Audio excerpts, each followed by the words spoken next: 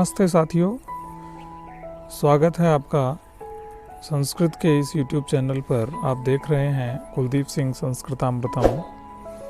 आज की हमारी जो चर्चा होगी भर्तृहरि के नीति शतक में से धन से संबंधित जितने भी पद्य हैं उन सबको लेकर हम चर्चा कर रहे हैं।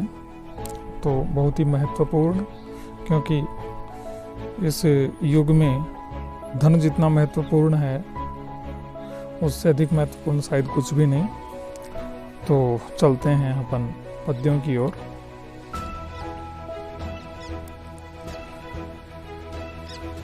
सबसे पहला जो श्लोक है इसे शार्दूल विक्रीडितम में लिखा गया है। जातिर्यातुरसाथलं गुणगणै तत्राप्यधो गम्यताम् शीलं शैलतटात् पतत्वभिजन सन्दय्यतां वह्निना शौर्ये वैरिणि वज्रमासु निपतत् अर्थोऽस्तु न केवलं येनैकेन विना गुणा तृणलव प्रायः समस्ता इमे। जाति ही अर्थात जाति, जिसे आप जानते हैं ब्राह्मणत्व आदि जो भी जातियां हैं, या तो रसातलम, वो रसातल में चली जाए, अर्थात जाति भले ही रसातल में चली जाए, पाताल लोक में चली जाए। गुणगणई तस्यापि अधः गच्छतात, और गुणों का जो समूह है जिस प्रकार से दया, दाक्षिण्य इत्यादि जो गुण हुआ करते हैं वो उससे भी नीचे, तस्यापि अधो गम्यताम, उसके भी नीचे चला जाए। रसातल, और रसातल से भी नीचे कौन चला जाए? गुणों का समूह है, दया, दाक्षिण्य, इस प्रकार की जो गुण हैं। शीलम शैल तटात पतत, शीलम अर्थात सदाचार, शैल, शैल यानी पर्वत, पर्वत के तट से अर्थात ऊपरी चोटी से पतत गिरे। सदाचार पर्वत की, पहाड़ की चोटी से गिर पड़े। अभिजन है वह्निना संदय्यताम, अभिजन अर्थात कुलीनता, कुलीनता जो है वो वह्नि अर्थात आग से संदय्यताम यानी जल जाए। शौर्ये वैरिणी आसु वज्रम निपततु, शौर्ये वैरिणी पराक्रम रूपी जो शत्रु है वह वज्रम निपततु, उस पर वज्र गिर जाए। आंसू यानी शीघ्र ही उस पर वज्रपात हो जाए और वह पराक्रम रूपी जो गुण है वो समाप्त हो जाए शीघ्र ही। किंतु केवलम, केवल अर्थ है न अस्तु, हमारे लिए तो केवल अर्थ हो, अर्थात केवल धन बच जाए। येन एकेन विना, जिस एक के बिना, इमे समस्ताः गुणाः तृणलव प्रायः भवन्ति, जिस एक के बिना ये समस्त गुण प्रायः तिनके के समान हो जाते हैं। ये सब गुण हो और धनहीन व्यक्ति हो तो निश्चित रूप से उसका कोई सामर्थ्य नहीं रहता, वह तृण के समान तुच्छ हो जाता है।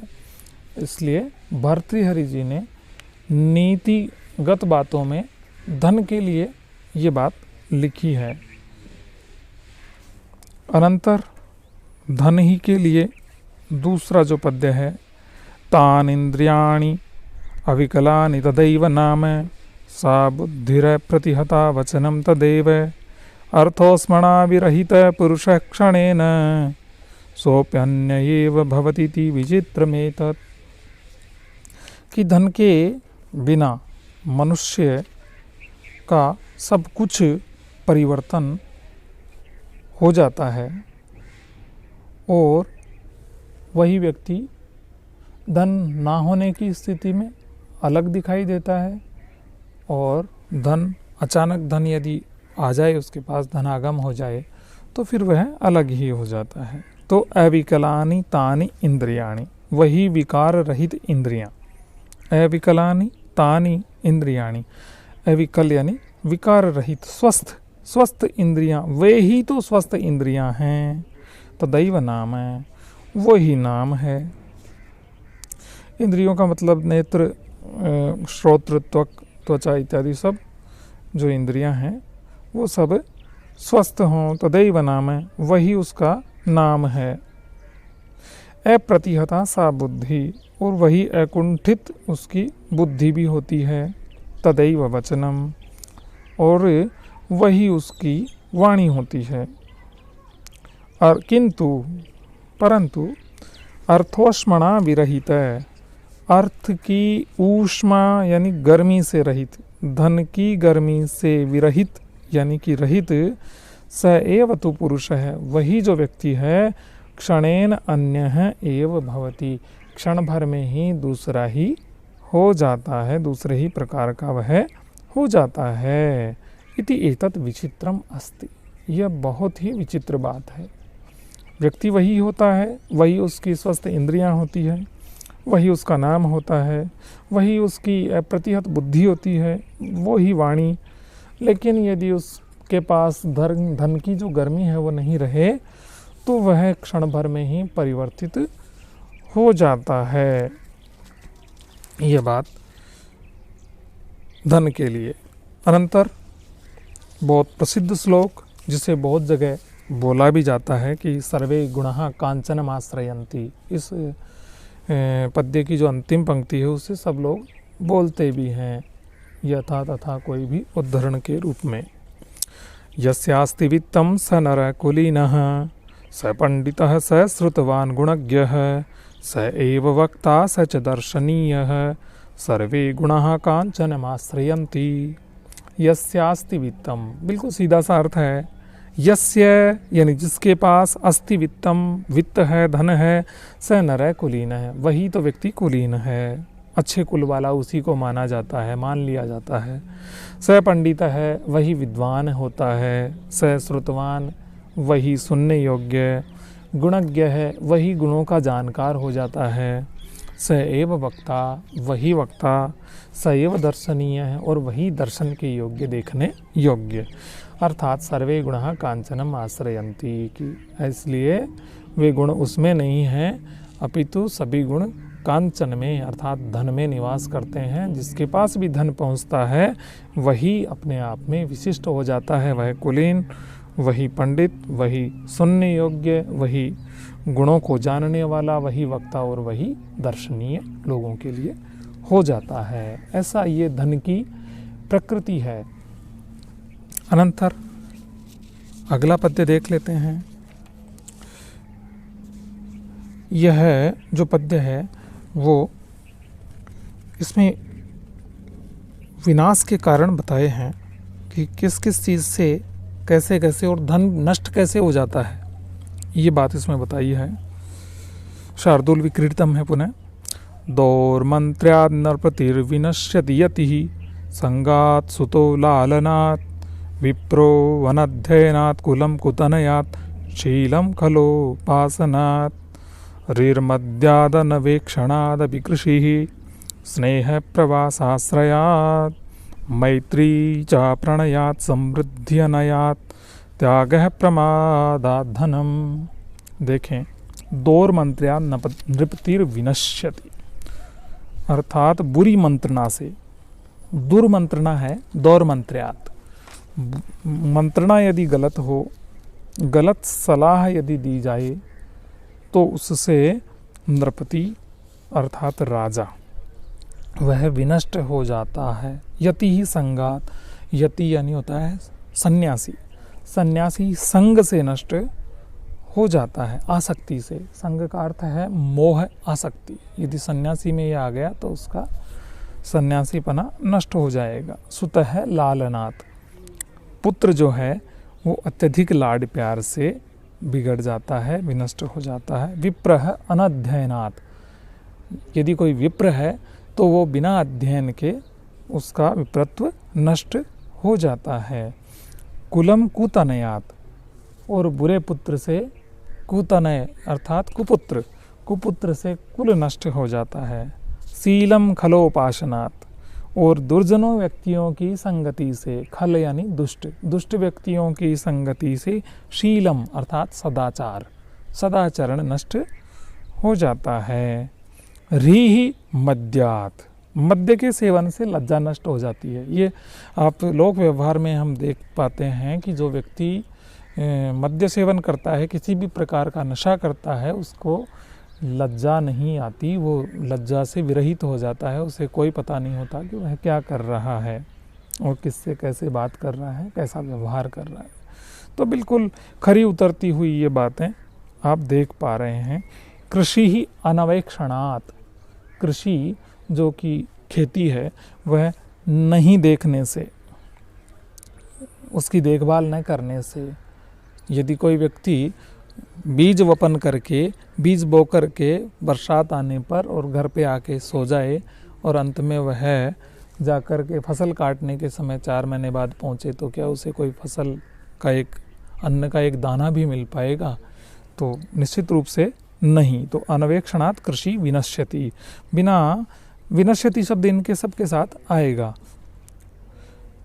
स्नेह है प्रवासाश्रयात, और प्रवास में, परदेश में रहने से प्रेम विनष्ट हो जाता है।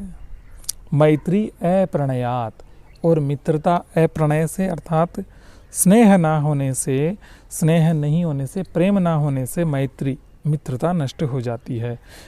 समृद्धि ही अनयात, और व्यक्ति की समृद्धियाँ, ऐश्वर्य, ये अन्याय से, अनीति से नष्ट हो जाती है। जो व्यक्ति अनीति पर उतर आता है उसके पास फिर समृद्धि नहीं रहती। नीति के विपरीत कार्य करने से समृद्धियां वहाँ से पलायन कर जाती हैं। धनम प्रमादात, और प्रमाद से धन नष्ट हो जाता है।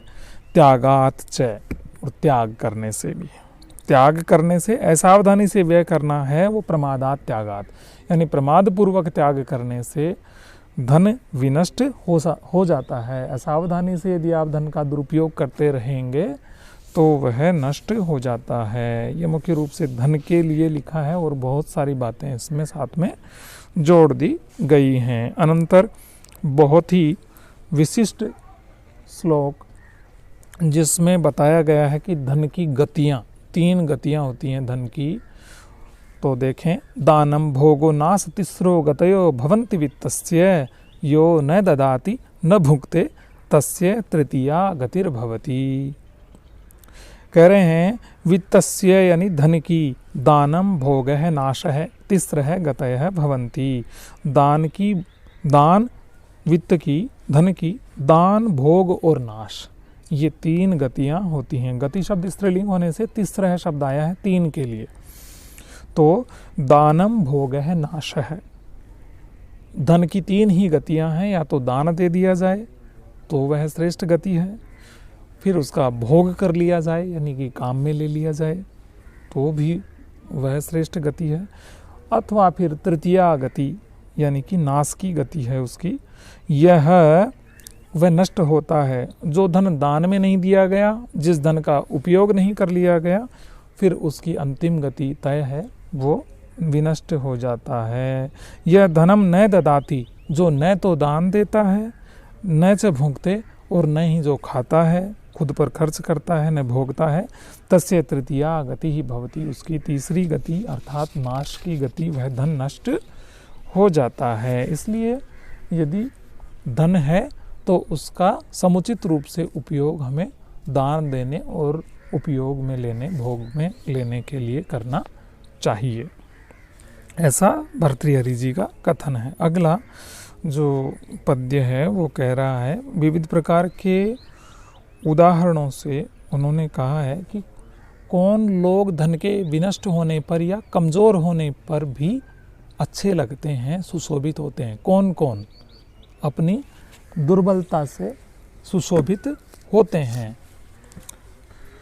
मणि साणो लीढ़ समर विजयी हेति दलितो, मदक्षीभो नागः स्वरदि सरितः श्यान पुलिनः, कलाशेषश्चंद्र सुरत मृदिता बालवनिता, तन्निम्ना शोभन्ते गलित विभवासार्थी सुनराः।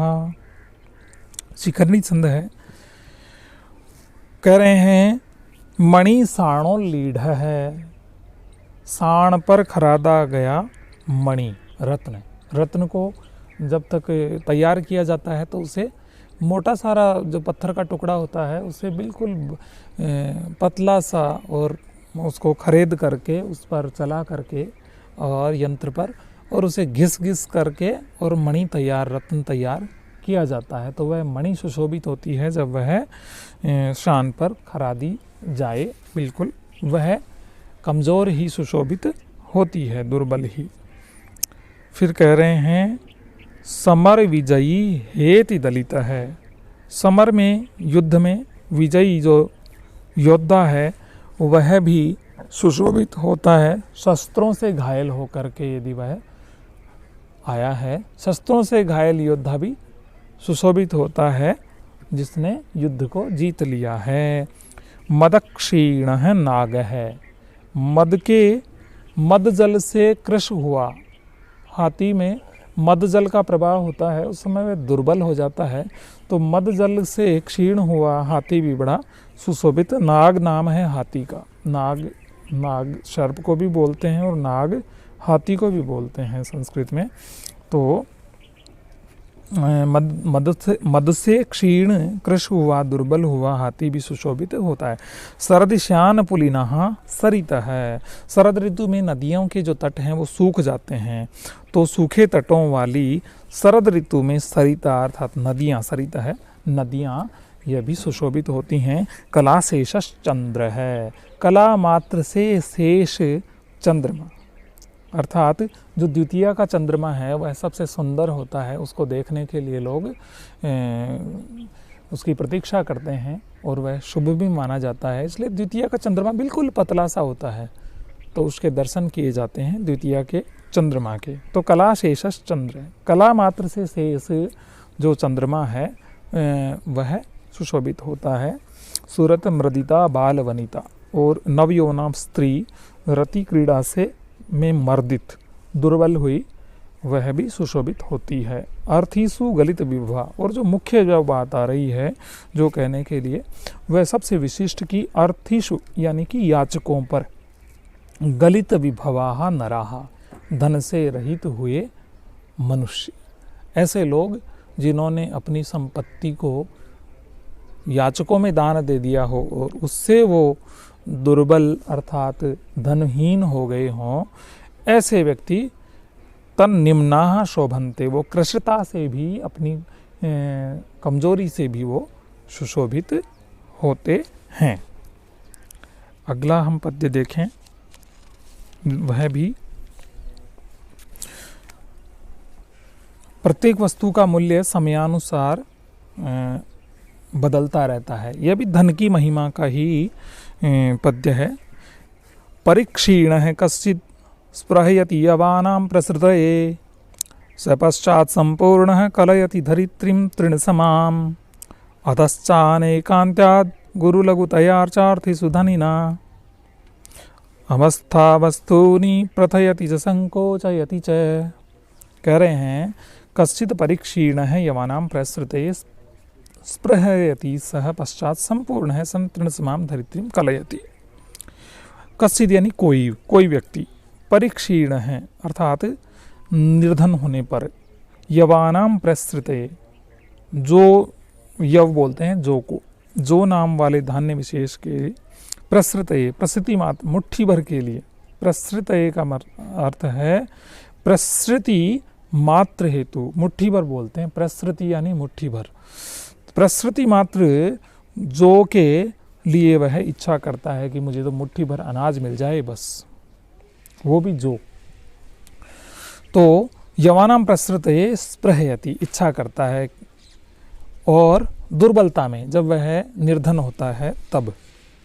स पश्चात संपूर्ण है सन तृणसमाम धरित्रीं कलयति, और फिर वह यदि समृद्ध हो जाए, संपूर्ण है सन, संपूर्ण होता हुआ अर्थात वह समृद्ध होता हुआ वह व्यक्ति बाद में क्या करता है, तृणसमाम धरित्रीं कलयति, तिनके के समान तुच्छ इस धरती को समझता है।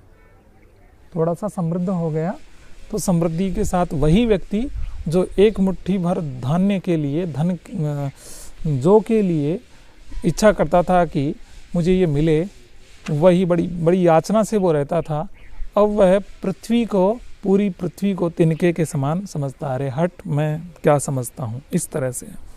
अतश्च अर्थेषु अनैकान्त्यत गुरुलघुतया धनीनाम अवस्था वस्तूनि प्रथयति संकोचयति च।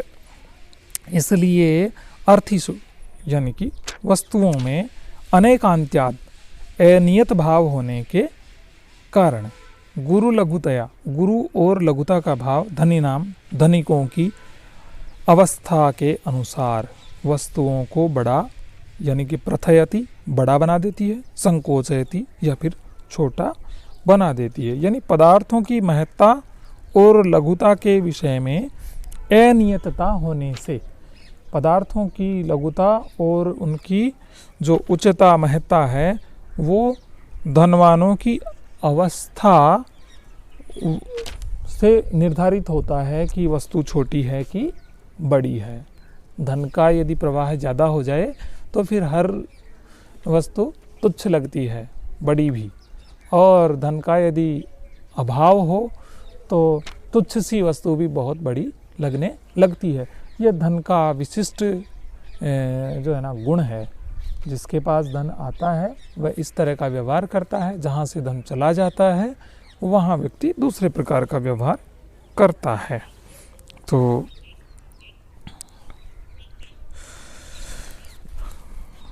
अगली कक्षा में हम पुनः धन से संबंधित और पद्यों को लेकर उपस्थित होंगे। तावत् भवेत् शुभम मंगलम। जयतु संस्कृतम, जयतु भारतम।